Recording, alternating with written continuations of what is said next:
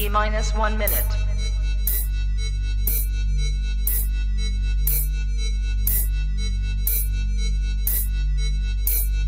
T minus 50 seconds.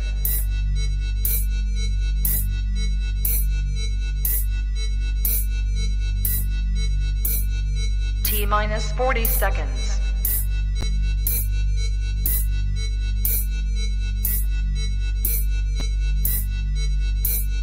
T minus 30 seconds.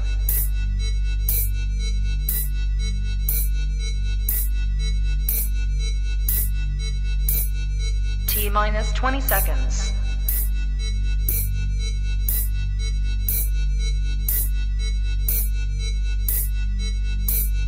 Ten, 9, 8, 7, 6, 5, 4, 3, 2, 1, 0.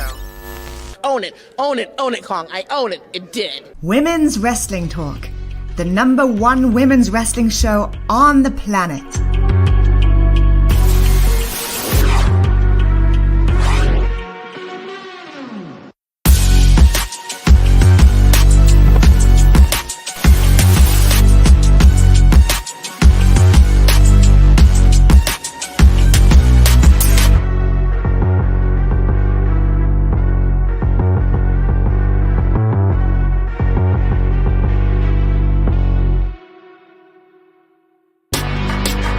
Women's Wrestling Talk, the #1 women's wrestling show on the planet. Hey, everybody. Happy New Year. It is officially 2023. Crazy, right? Officially 2023, but we are back with a new NXT episode, the first NXT episode of 2023. I am one of your hosts, Katrina from In Cat We Trust, and also one of the hosts and writers of Women's Wrestling Talk, the #1 women's wrestling show on the planet. And I am not alone. I have the absolutely fabulous, lovely, this doll, sunshine, and all these good things with me. Shay Sawyer, how are you today? I'm ecstatic. It's a great Thursday. I spent most of the day with my sister, just getting in that family time. So yes, good day. Oh, that's always good. Good to have good family time moments. We watched That's Jersey great. Shore Temptations. Okay. Listen, I mean, you gotta get it in where you can get it in. Sometimes the world is, crazy, and gotta do what you gotta do. I respect that. How are you feeling overall about this NXT episode? I actually enjoyed this episode for the most part. Yeah, like I didn't see anything. Of course, there was things that I was like, but for the most part, I enjoyed what I watched. So. Okay, so let's jump right into it. So starting off, the very first matchup for January 3rd of NXT started off with Carmelo Hayes and Apollo Crews. And so, these guys usually know how to deliver a match, and I believe they did. I thought Carmelo was very smart in going after Apollo's niece throughout the match, which is always, to me, is like smart ring psychology. Is like, okay, well, if you can weaken the thing that he does do a lot of moves on his, using knees, losing legs, and so I'm like, okay, being smart. And so I enjoyed it. It was a really good match. Actually, really well done. I think one of the moments I did like was there was a power bomb, I believe Carmelo did, and then he did like a single leg Boston Crab, which I thought was really cool. And I'm like, okay, Carmelo, showcase, what we know about you. I really thought that was good, and it was a little odd because Booker T at some point did say this was like a main event anywhere in the world, and I'm like, well, this is not even like the main event of this NXT episode, so I was a little confused. I'm not gonna lie, I was like, all right, I guess if that's what we're going with today, Booker T. But yes, it did lead to Carmelo did taking the win. Apollo Crews went for a standing moonsault and landed a little bit incorrectly, which allowed Carmelo to do a double knee face buster and a diving axe kick to win the match. And it was a pretty solid open, at least in my opinion, to NXT. So what are your thoughts about this matchup? I mean, I thought it was a really, really good match. And I personally would make it a main event as well. But I mean, hey, it is what it is. I think they love to have Carmella open all the time. Like, I feel like if there was a list of who opens NXT the most, Carmelo literally has to be number one. I just don't because he always has the opening match because they know that he's going to set the tone. He always does. So I get that. And I think the right person won. Apollo, you just lost because you was having visions. So it's Carmelo's time. I'm sorry. I don't know what that was, but great match though, bro. Yeah, I thought we discussed this in 2022 about Apollo Crews needing to get it together. Maybe, do some meditation, maybe do a seance or something, maybe talk to a therapist. I don't know, but if you're gonna keep having visions during match time, then maybe this is not this vision stuff isn't helping you. It's not like you're doing like Raven was and That's So Raven when the visions kind of helped her. It's not helping him, and so I feel like if you're not going to use it for your benefit, why are we doing this? And so I feel like he needs to figure it out.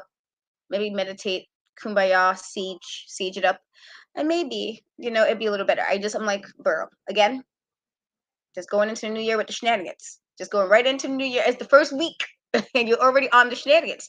Just I don't know. But yeah, otherwise it was a good match. But I was kind of like, how are we still with the visions? Get it together. Okay, how are you going to win doing this? You're going to keep losing. Clearly, the visions isn't on your side. It's not a friend. Okay? Not a friend. So moving right along, right after this matchup, kind of like Trick Williams was kind of doing his little interference a little bit in the first matchup, and he wound up having a match right after, which I was like, okay, I like you guys kind of doing these shenanigans right in. And so Trick Williams wound up having a match against Axion, and I was pretty impressed. I thought the match went pretty well, actually. I feel like Trick Williams is getting a lot better with his matches. I felt in the beginning he actually used a lot of his strength early on, which I thought was good. Unfortunately, though, this match happened after Carmelo when Axion did attack them, which I kind of understands because they've been doing some shenanigans. And so I kind of understand the Axion's like, you know what, we got to do what we need to do. And so this match wasn't as long as I kind of wanted it to be. But Axiom wind up, kind of coming back like strike for strike and wind up hitting his golden ratio to pick up the victory. And then after he got his win, they then both Trick and Carmelo attacked Axion. And then Apollo Crews had to come in and kind of save Axion. And so it was kind of like it was a weird little kind of little thing with them going on, but I thought it was for what it was. It was a pretty solid matchup between the two of them, and I'm liking that we're seeing Trick Williams doing a little bit more on that end. So, what were your thoughts about that matchup? Yeah, I really enjoyed it. I think that Trick is growing every time that I see him in the ring, so I appreciate that because I feel like his character is already like top level. Like his, the way he says his, promos and everything, like he's already set. He doesn't need to work on it. In ring, yes, but he's not terrible at all. He's actually, getting better and better every week. And then you have him in Axiom. It's very difficult to have a bad match in general. So there's that. I love Axiom, and I really want to see him with some gold soon. Not like super, super soon, but like 2 months maybe. That's the best I can do. So they're going to have to materialize a title, or they're going to have to... Wesley, you might have to come up off that North American. I don't know. And I love Wesley, but I'm like, Axiom is so good. He has been so consistent. He really deserves it. And I noticed that they've been kind of like pushing the people who kind of like were the standouts in the Iron Survivor match more, like giving them more. Like Kiana James, I feel like her screen time definitely peaked up after Iron Survivor because she proved herself. I mean, damn. So, yeah, I mean, I want to see something good for Axiom, but I enjoyed this match. Yeah, I thought it was it wasn't that long, but I thought for what they did with the timer, they did it well. And I think Axion is somebody who I haven't really seen have a bad match. which is always good. I mean, it's good, but then it's also bad because if he ever does, I'm like, oh, come on, bro, what's happening? You know, we might be a little bit more harsher because we haven't seen him have a bad match. But it's good to kind of see Trick do more, even though they keep doing shenanigans. So I mean, I like Wesley as well, but I wouldn't be surprised if they go that route at some point because you know you can kind of see it happening. It's already kind of in that you know I fear spirit with him. The fact that he's been in these matches with people who were champions and stuff. Moving right along, the next matchup wind up being between Shannon Lorenzo, aka Stax, with his buddy Tony Angelo accompanying him against Dijak. And so I guess like so earlier before you know before this matchup, it was like a little segment where Dijak kind of let Stax go after the match they agreed on, and apparently like Stax had the black eye from the kidnapping, which I'm just like, I mean, okay, because apparently NXT, this is what we do in NXT. It's always a bunch of stuff in parking lots. And so I felt like in this regard, Stax was a bit outmatched. I kind of annoyed me because they finally get the witch cullet, and then like he ran right like so Stax ran into Dijak and then got a big boot. And I'm like, oh, all right. Okay, so just kind of shut that down real quick. And so I felt like he was kind of out. I felt like he was kind of outmanned, honestly. I felt like he was outmatched a bit. It almost was like a squash to an extent. You know, I'm glad they not doing that feature eye stuff because that really irritated my soul. And so I'm glad that's gone and done with. But while both of these guys are heel, I feel like in this case, Stax is the one kind of like doing the baby face. And Dijak did beat Stax with a pinfall. And it was kind of unfortunate because it wasn't like really like they didn't build much upon it. And so I'm guessing we're gonna kind of get like a long-term story out of this. And then yeah, it's unfortunate, you know, that's where we got with this. But otherwise it was okay. I just was like, damn, he did all that and then kind of got really beat up. And I was just like, oh, that's okay, I guess. NXT, that's where we go with this. So what are your thoughts about that matchup? Yeah, it was basically a squash, unfortunately, because I actually do like Stax. I think that he's growing in the ring. Like, definitely his standout match for me is always going to be the one with Shinsuke. I feel like I was like, oh, okay, I see you. You do work. But honestly, Dijak, why would you attack this man? This man did nothing to you. All he did was his job. Tony told him to go tell you one thing. He did not put his hands on you. There was no reason for you to react the way that you did, Dijak. He was being unreasonable, irrational even. Leave Stax alone. But also, I think that it's definitely something building between Tony and Dijak, and it will somehow put Wesley in the middle. I feel like that's where it's going. So we'll see. Yeah, I feel like if anything, we're gonna get more of story, but it's kind of unfortunate that they finally got the match and it's like no squash. So oh, okay, I guess that's what we're doing, WWE.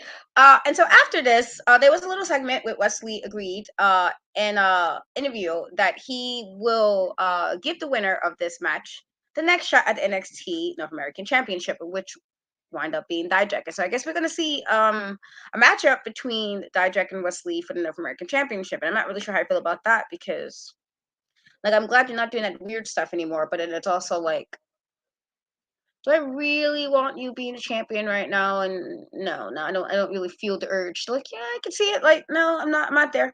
Personally, not there. But you know, it could be something. I guess we'll see. And so, what are your thoughts, I guess, as far as that test matchup coming up between Dijak and Mr. Wesley?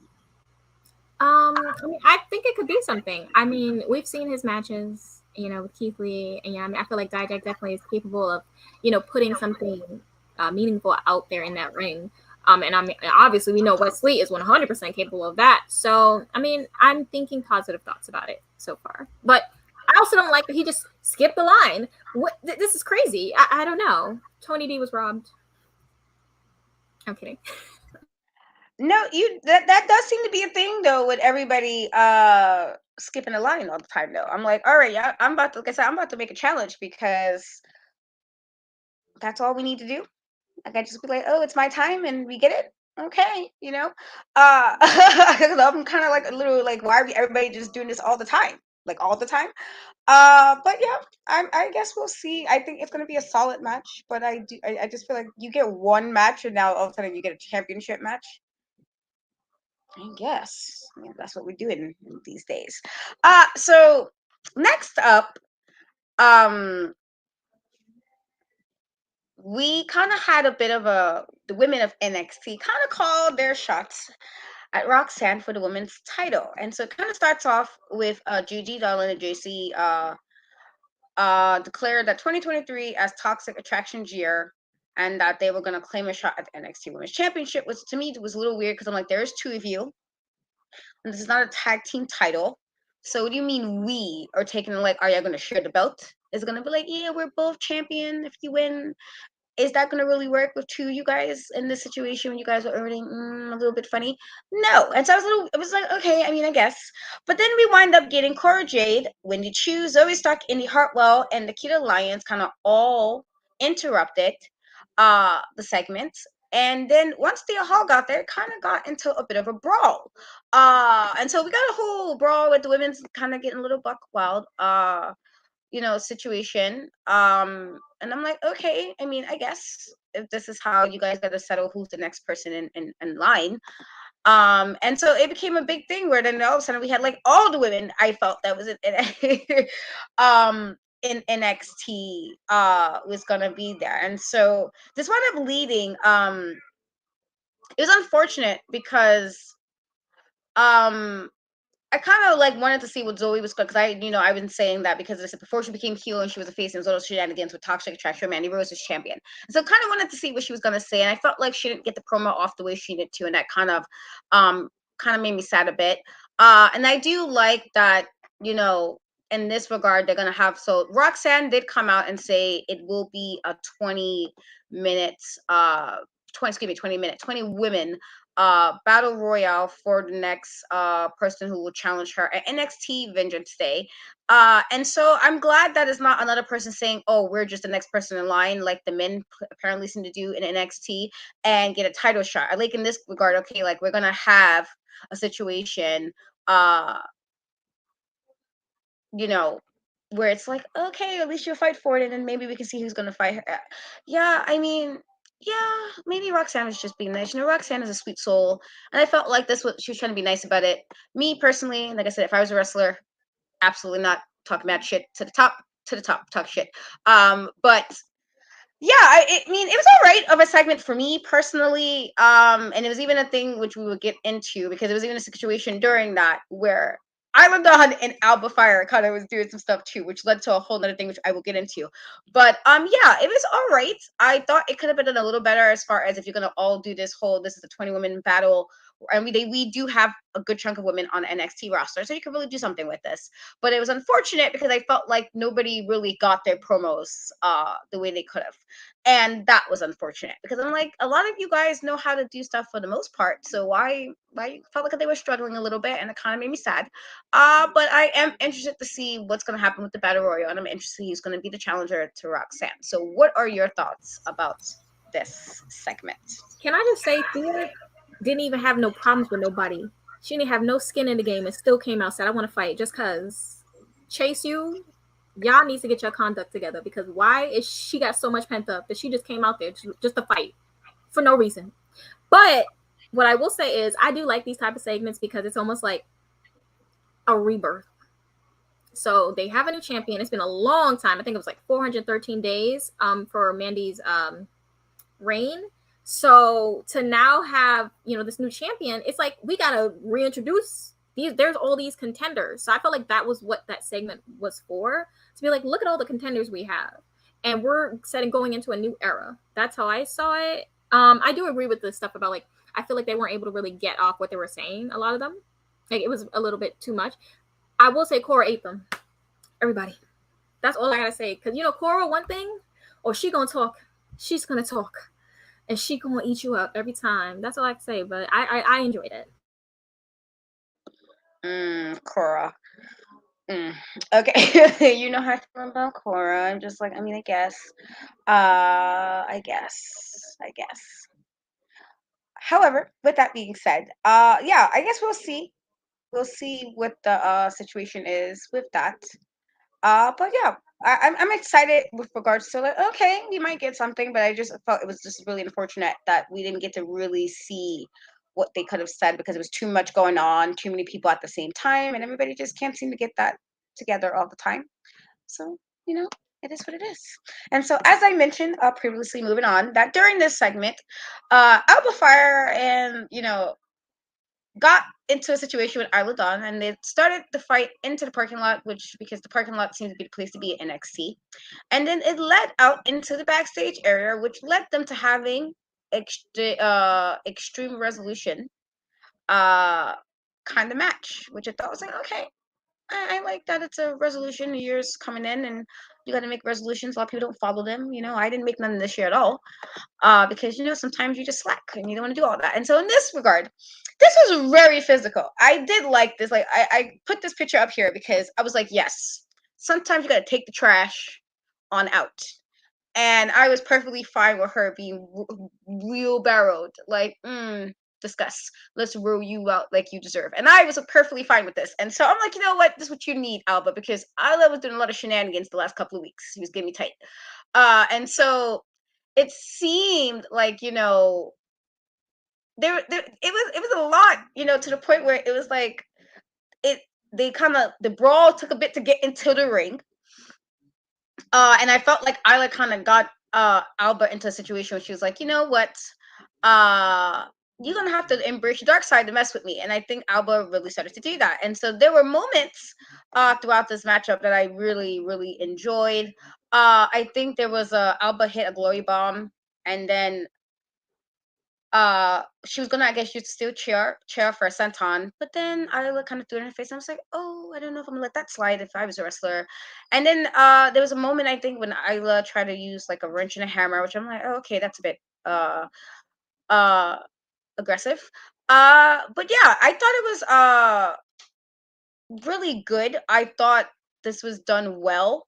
And then I think like when Alba did the glory bomb to the table, which I was like, okay, sis, because that's what Alba kind of need. That's what she needed because she was doing too much shenanigans. And sometimes you got to just put people down and put them in their place. And so Alba did get the win. I did actually thought this match was pretty solid. But it also seemed like even like after all of that, it was like, is this means like they're gonna be buddies after this? It was kind of weird. I didn't understand. Like, they're gonna be doing all this to me. I beat you up this bad. It's like, okay, girl, hey, let's have tea next week. I was a little confused. Oops, sorry guys. I was a little confused by that. I'm just like, okay, I guess. I was a little bit confused as far as like, does this mean they're gonna be like buddies now? It didn't seem like it was a situation where it's like, okay, we're done. I beat you up because you deserve to get beat up.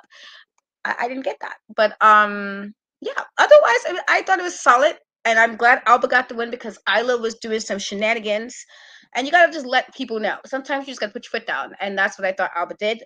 Like I said, the willpower, chef's kiss. I was like, yes, this is what I would do.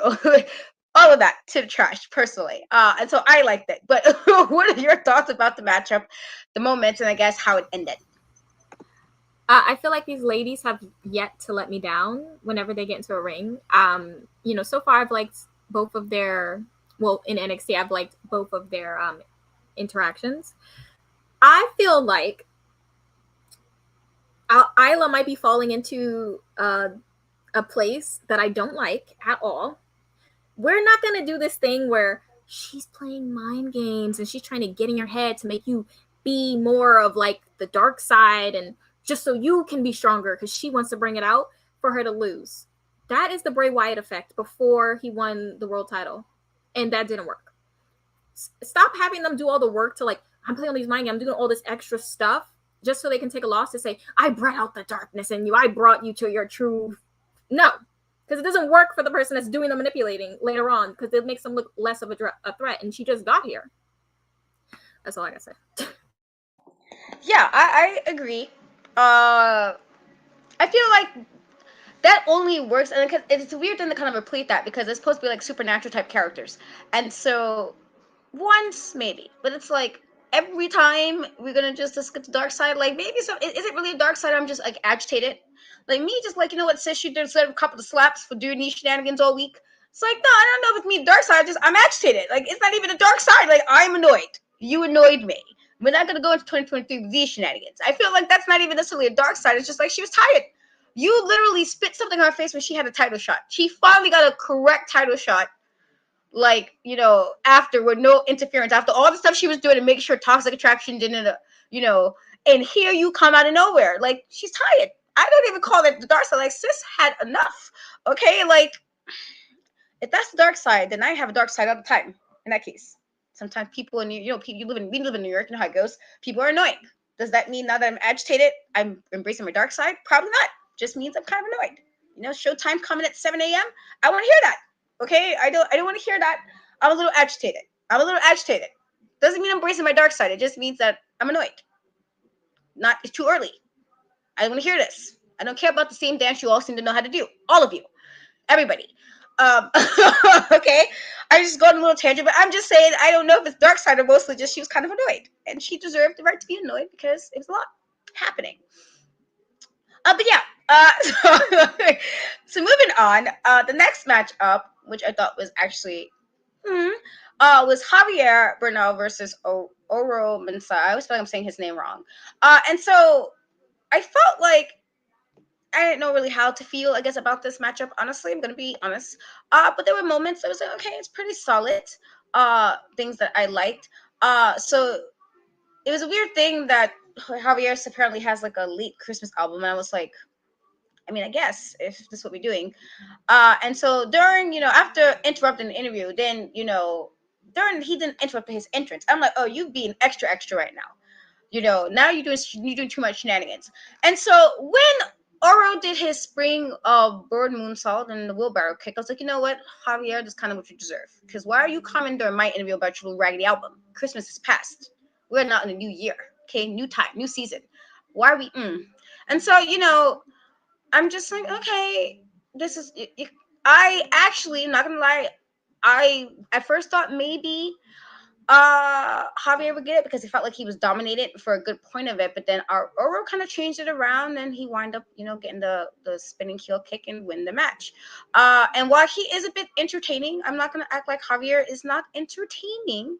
Some of the moments I'm like, okay, I mean, you're being annoying, but I guess. I'm like, how are you gonna come and interview not only my interview, but then my entrance? Just disrespectful. How are you gonna do both? Just all types of disrespect. Like F my time, huh? That's what I felt. But I feel like, you know, we can see if they're gonna keep doing this. I think Javier personally does have moments that are quite funny.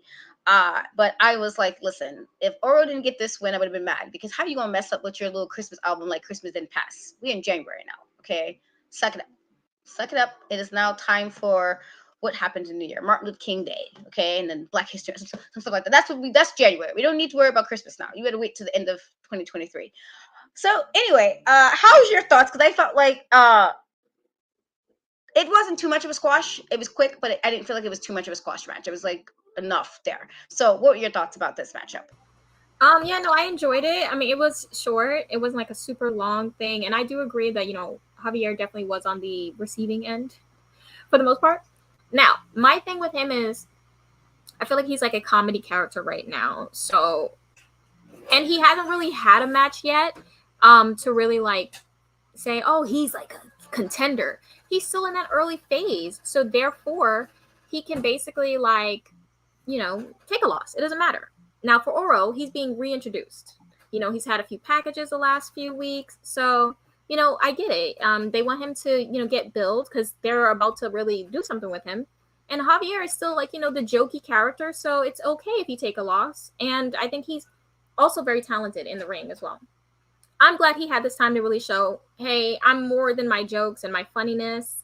Like, I know he's been a level up, but I mean, like, you know, to introduce it to the casual NXT fan who really, he doesn't have a lot of matches a lot of the time. And most of his matches are really like squashy because he's always messing with somebody that he should not be messing with, which is kind of the same thing with Oro because, I mean, he ended up losing. But yeah, so yeah, that's what I think.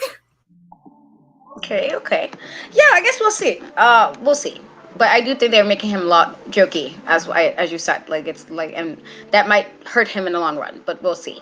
And so after that, there was a segment apparently that there was some mystery woman filming Gacey squared, Katana, and Kaden while they were speaking with the trainer, and they didn't seem too happy about that. And so I'm not really sure where they were going with this. I don't know if that means it's going to be like somebody who wants to join them.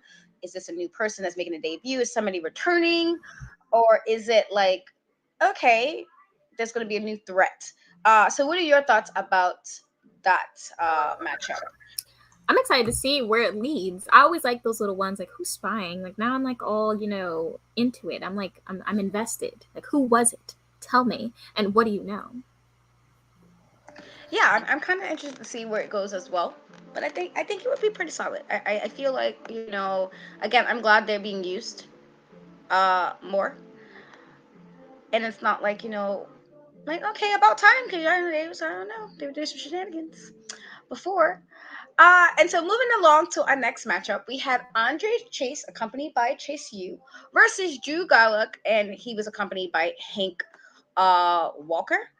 And so this was an okay match. Drew clearly was more technical over Andre Chase, and I think that was pretty like obvious right away. And it was like, Drew, so basically Drew kind of tried to teach Chase U, and Chase got aggravated and challenged him, and so he wound up kind of getting involved into this match. And so I thought there were moments that were pretty solid. I think Andre, for instance, hit the Chase U and then figure four leg lock, which I thought was a nice little transition. I was like, okay, all right, Andre, getting in little sections. I also thought that they kind of had the in-ring fundamentals. I thought they were pretty solid. I was able to see that. And while Drew was more technical, I felt like Andre had a little bit more offense, which I thought was pretty good. But even with Andre doing that, Drew wound up putting Andre in a gulak, and Andre did tap. But he didn't let go right away. He kind of held it on there a little extra longer, just because. And I'm like, okay, I guess you really felt the way, I guess, about all of this. And so I thought it was pretty. I thought Drew did well. I thought Andre actually did well, and I guess this is his new start in NXT. Kind of, how they keep to kind of bring people here to kind of refresh them.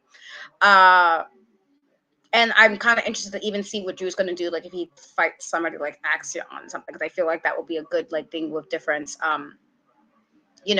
And so I like that this is kind of, I feel like this is like a little rebrand for Drew, to see if he's going to, I guess, change. And then I believe there was also a segment during this that Dempsey also said he wanted to challenge Hank next week. And so, yeah, it was a pretty solid match, but Drew did come off with the win by submission. So what are your thoughts? Oops, sorry. What are your thoughts about, keep clicking too fast, about this matchup? I enjoyed it. I definitely enjoyed it. I feel like a lot of times Andre is underrated on, I feel like he's very good in the ring, I just feel like he plays it down because, he's got this great character right now with, Chase U. I feel like that's money right now. People find it entertaining. The crowd absolutely loves them. So, focus on that. My only thing is, Duke, you are a mole. I will keep saying it every week until you reveal yourself, demon, because you brought them children. I know they're not kids, they're college students. I'm just saying, they students. You brought them over to Drew, trying to be funny, thinking it's your students. It is not your students. I don't know who needs to keep telling you it. This is Andre Chase. The last name says it, Chase U. It's not DU or whatever. It's not Hudson U. It's Chase U. So stop trying to overstep.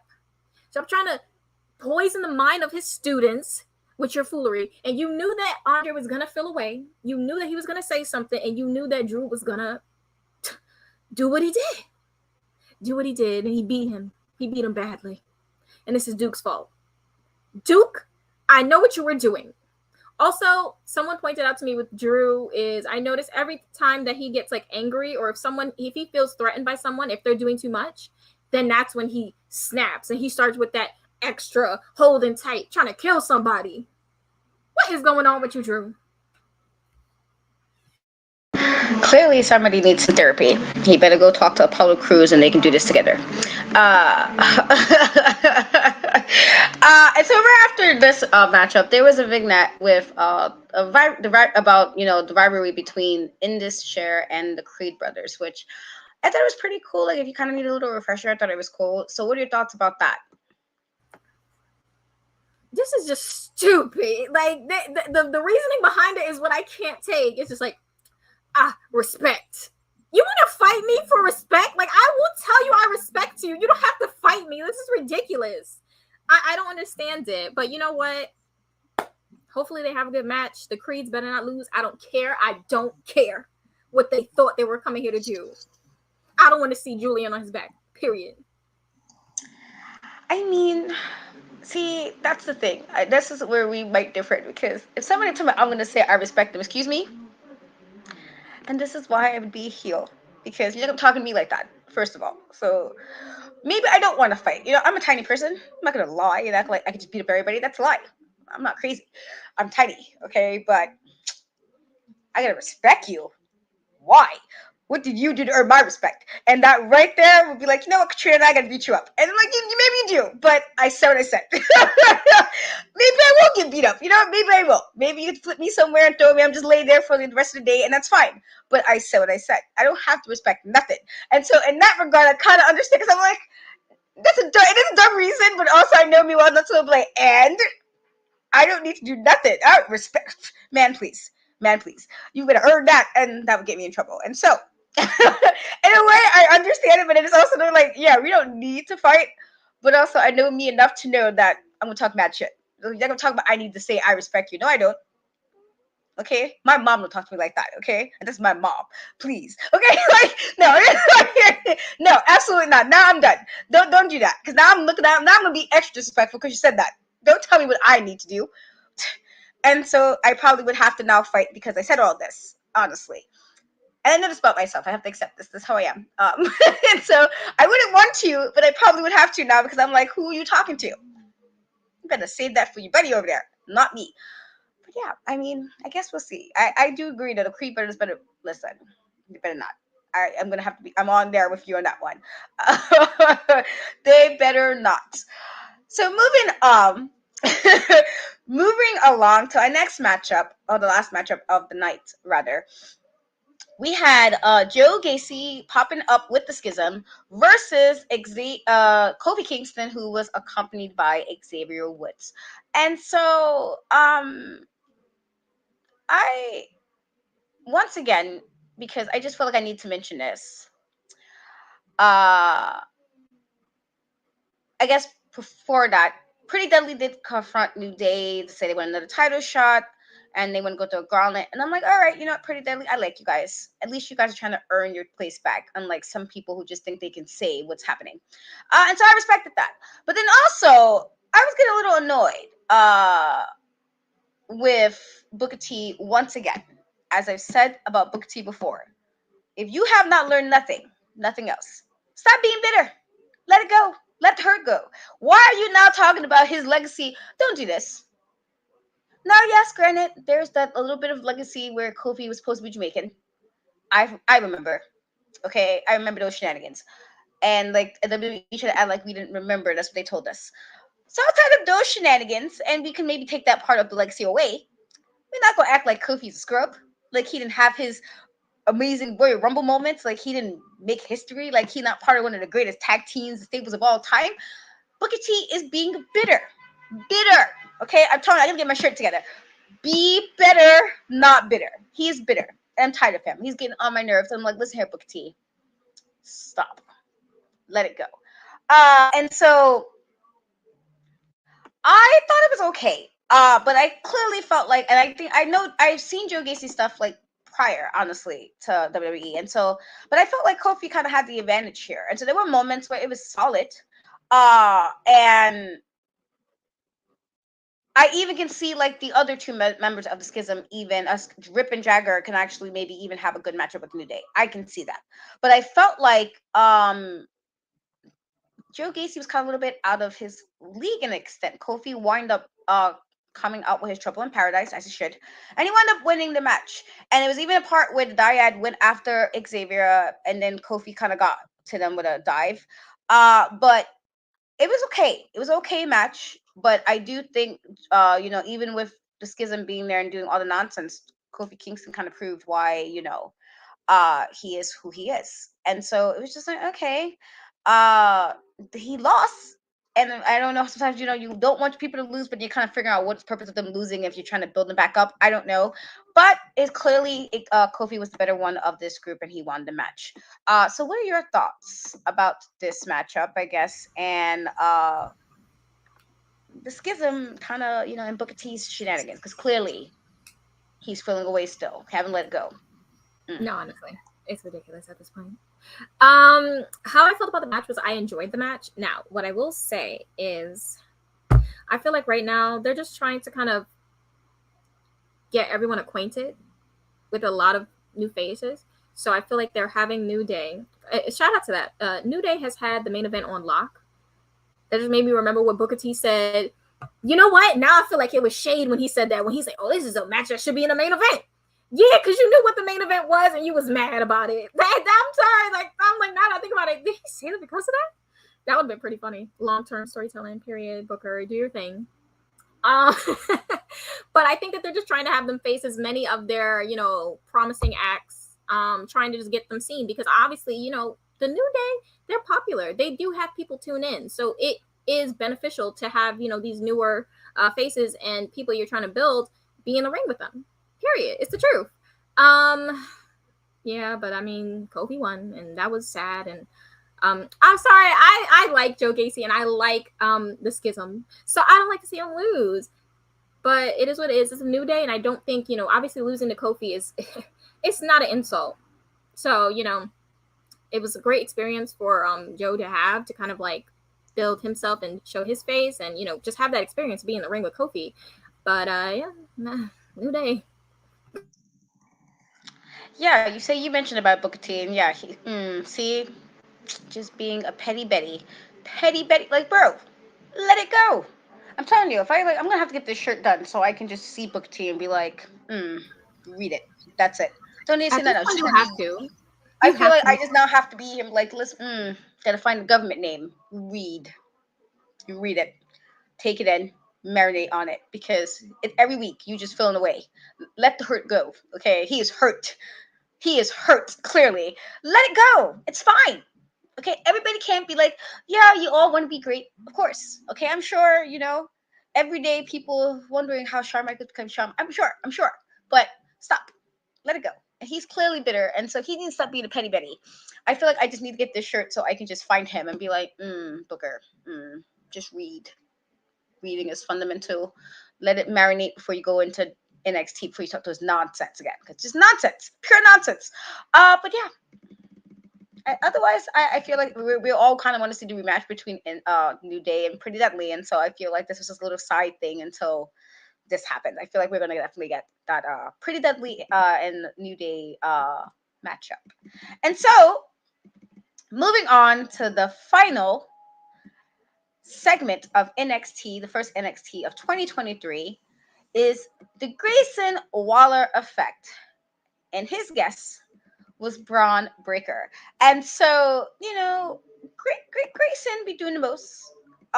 He was definitely doing the most. Definitely was. And I felt like, he was kind of, Grayson was kind of saying he had a mental edge over Bron because he kind of was getting under Bron. And so Bron did come out, seeming like he was cool about it, like he wasn't bothered, like he wasn't a little bit. And then he kind of let it got to him, where I was like, oh, all right, which wound up leading to Bron having to put Mr. Waller, I believe it was a military press, power slam, and then hit him with a somersault onto the floor, and kind of the segment ended.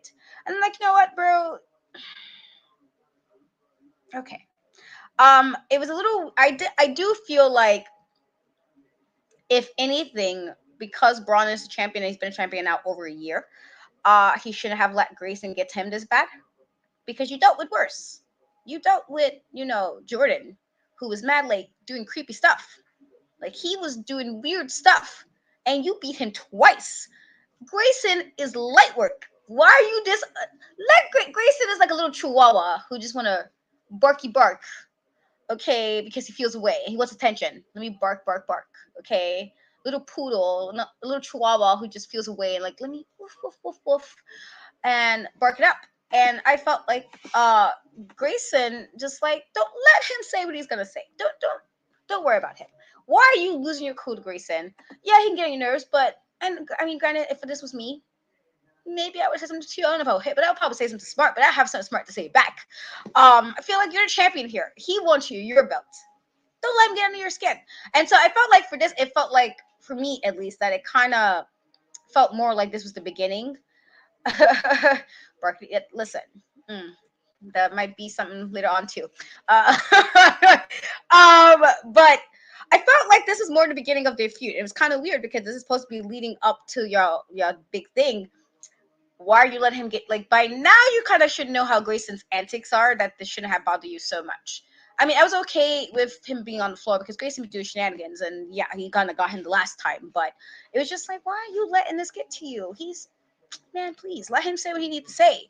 But I still don't know who. I do feel like Bron could retain, but I guess they're trying to make like maybe Grayson can take it from him. You know, would this mean, you know, if he's the one who beat Bron, which I will kind of have to side eye a little bit. Not gonna lie, I'm gonna be like, really? If he's the one that beats Bron after all of this, I might have to side eye NXT a bit. But who would be if the person was to beat Bron after having the title for so long, like a Grayson who's always super egotistical and braggy? He's gonna be like insufferable if that happens. And so it was a decent segment, but I did feel like Bron should have kind of held out a little long, like, you know, like, don't let him get to you. Like, I get it, but don't let him get to you because he's talking pure nonsense. Ignore that. And I know it's easier said than done because I know I probably wouldn't have ignored it, but I'm not a champion. This is why. Okay, because I know me again. So what are your thoughts about the final and ending segment between these two?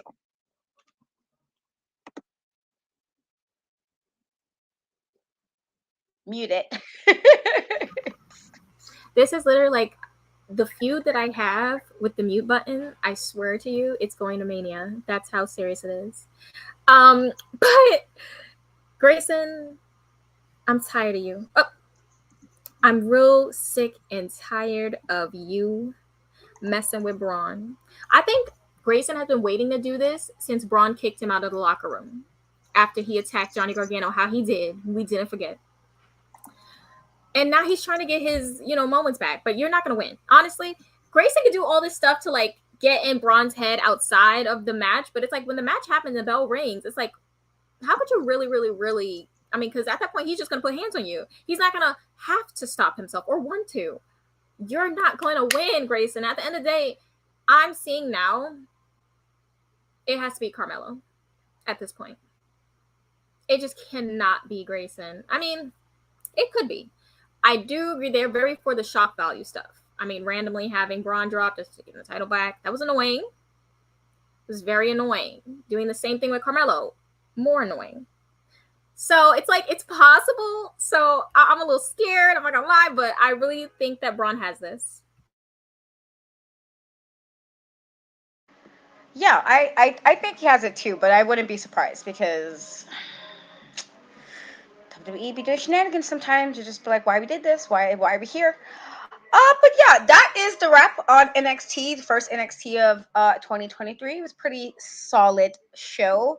There was moments I was like, as always, but it was pretty solid. And so as always, thank you guys so much for hanging out with us, and Happy New Year again. But Shay, you tell everybody where they can find you and what you got going on. All right, so I will have a new episode of the Big Pop Theory podcast on Monday coming up. We'll definitely be touching on Wrestle Kingdom. Okay, listen, we gotta. And then Tuesday, I will have the NXT UPR Unpopular Review show directly after the show. So those are my unfiltered, fresh thoughts. And then Wednesday, I do the challenge as well, review show, and that's at 9:30 directly after the show. So yes, that's where you can catch me. And then Shay Sawyer, look at that right there, my name. That's me. As for me, I'm on most social media platforms and Cat We Trust, TikTok, Twitter, and Instagram. The E is a 3. I am kind of in the process of rebranding a little bit. Feel like gotta make it fresh, and so I'm gonna be posting little things until I get my new thing situated with new interviews, and I'm working on all of that. And so you can check out what I have now. I do have every version of the Comic Con panels, 3 different locations. All of them are officially on my YouTube, so you can check out. The first 2 lineups is the same. Well, nope. See, got that wrong. The second lineup is a little bit of a change with 1 person, and then the third, it's a whole bunch of different people because it's the LA edition, and so definitely, you know, change all of that, and hopefully you guys like it. I am posting. I did have a couple. I was supposed to do a live, totally slacked. The stuff was going on about Wrestle Kingdom as well because I watched it the next day. I was not staying up at 3 a.m. That just wasn't happening with my kids. I wasn't doing that. So I had my moments. I was very happy. There was faces of tears, and I was like, yes. And I was happy. Okay, and I feel like I do need to talk about that to somebody, about how I laughed at somebody's pain, because that's what you deserve. So I will probably do that sometime before the week ends. I will do it probably Instagram, so you can hop up on there and talk about Wrestle Kingdom.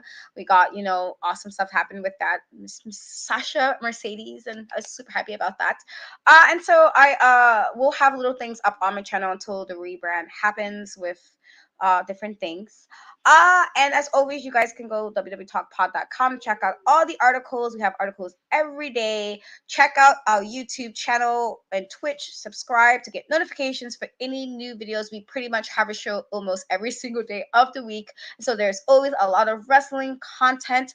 Follow the social medias at WWTalkPod. We are everywhere: TikTok, Twitter, Facebook, Instagram. We are there. Follow, give it a follow, share, and all that good stuff. And as always, we are so appreciative of you guys hanging with us every Thursday, as always. Again, Happy New Year. We love you guys. And until next time, we will catch you guys next week. Bye. Women's Wrestling Talk, the #1 women's wrestling show on the planet.